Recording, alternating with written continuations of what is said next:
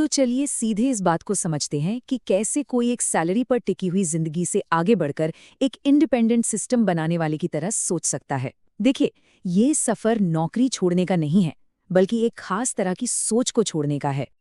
और वो एक चीज यही है, फास्टलेन शुरू करने के लिए नौकरी छोड़ने की जरूरत नहीं होती।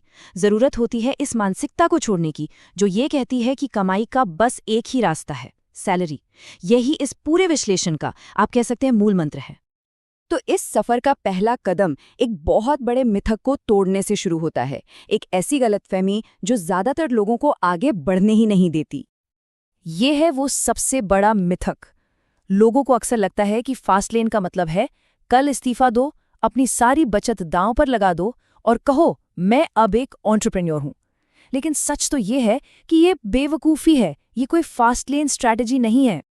असल में एक नौकरी पिंजरा नहीं बल्कि एक मजबूत नींव हो सकती है। सोचिए, ये सर्वाइवल के लिए पैसा देती है, एक मेंटल सेफ्टी देती है और सबसे जरूरी समय का दबाव कम करती है। फास्ट लेन के लिए एक शांत दिमाग और कैलकुलेटेड रिस्क लेने की क्षमता चाहिए जो अक्सर एक स्थिर नौकरी से ही मिल सकती है। अच्छा, तो सवाल ये उठता है कि अगर नौकरी नहीं छोड़नी है तो फिर पहला कदम क्या है? यहीं से पार्ट टाइम फास्ट लेन का कॉन्सेप्ट आता है। ये वो तरीका है जिससे नौकरी के साथ साथ एक सिस्टम बनाना शुरू किया जा सकता है। पार्ट टाइम फास्ट लेन का मतलब बड़ा सिंपल है। दिन में नौकरी करो और शाम और वीकेंड्स में अपना सिस्टम बनाओ। ये आज के समय को इन्वेस्ट करने जैसा है ताकि भविष्य में समय आज़ाद हो सके। और यहीं पर दो अलग अलग तरह की सोच का फर्क साफ साफ दिखता है। स्लो लेन सोच कहती है चलो वीकेंड पर आराम करो, जबकि फास्ट लेन सोच कहती है चलो वीकेंड पर एक एसेट बनाओ। यही वो मानसिकता का छोटा सा बदलाव है जो आगे चलकर सब कुछ बदल देता है। चलिए अब उस पड़ाव पर चलते हैं जो इस सफर का सबसे महत्वपूर्ण मील का पत्थर है। और ये पैसे की मात्रा के बारे में नहीं है, बल्कि एक कॉन्सेप्ट के साबित होने के बारे में है।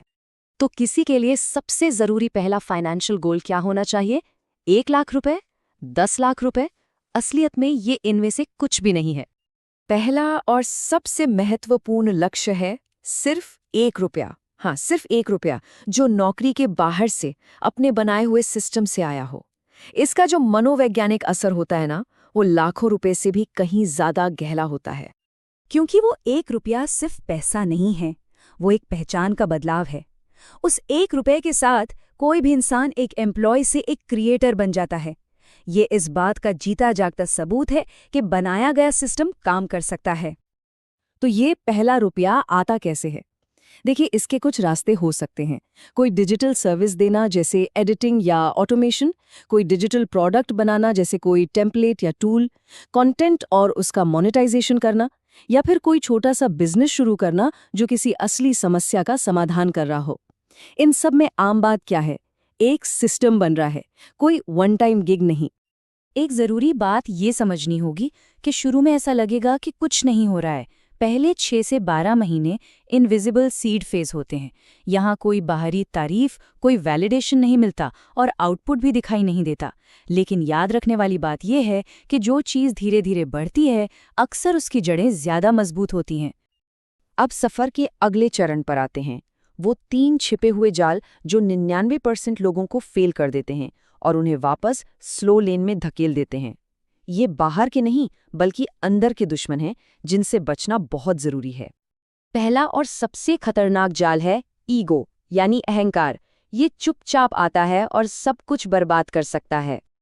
जैसे ही थोड़ी सी सफलता मिलती है, थोड़ा पैसा, कुछ फॉलोअर्स, अहंकार चुपके से कहता है अब मुझे किसी से कुछ सीखने की जरूरत नहीं है। और बस यहीं से पतन शुरू हो जाता है। फीडबैक को नजरअंदाज करना और खुद को सबसे होशियार समझना ईगो का ही काम है। दूसरा जाल है अधीरता, यानी इम्पेशेंस। ये तुरंत परिणाम पाने की इच्छा से पैदा होता है। सब कुछ अभी चाहिए, इसी वक्त। ज्यादातर लोग 30 दिन में नतीजे चाहते हैं, 60 दिन में हिम्मत हार जाते हैं और 90 दिन में मान लेते हैं कि ये काम नहीं करता। जबकि सच ये है कि किसी भी फास्ट लेन आइडिया का असली टेस्ट कम से कम 6 से 12 महीने का होता है। और अब तीसरा और शायद सबसे खतरनाक जाल, फेक हसल। इसका सीधा सा मतलब है व्यस्त दिखना, लेकिन असल में कुछ भी प्रोडक्टिव या ऐसा कुछ नहीं बनाना जो स्केल हो सके। तो यहाँ पर इन दो मानसिकता में फर्क समझना बहुत जरूरी है। स्लो लेन वाला इंसान खुद से पूछता है मैं कितनी मेहनत कर रहा हूं, जबकि फास्ट लेन वाला पूछता है मेरी मेहनत का आउटपुट कितना स्केल हो सकता है। सफलता घंटों से नहीं बल्कि स्केलेबल आउटपुट से मापी जाती है।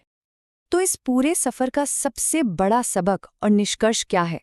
वो ये है कि असली जीत सिस्टम बनाने में है, सिर्फ मेहनत या हासिल करने में नहीं। इस रास्ते पर चलने वालों के लिए ये एक आसान सी सेल्फ चेकलिस्ट है। क्या मेरा काम स्केल हो सकता है? क्या ये सिस्टम मेरे बिना चल सकता है? और क्या मैं डेटा की सुन रहा हूं या अपनी ईगो की? अगर किसी भी सवाल का जवाब नहीं है तो समझ लीजिए कि कोई ना कोई जाल एक्टिव है।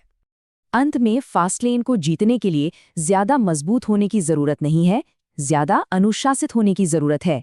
अनुशासन ही है जो ईगो, इम्पेशंस और फेक हसल जैसे जालों से बचाता है।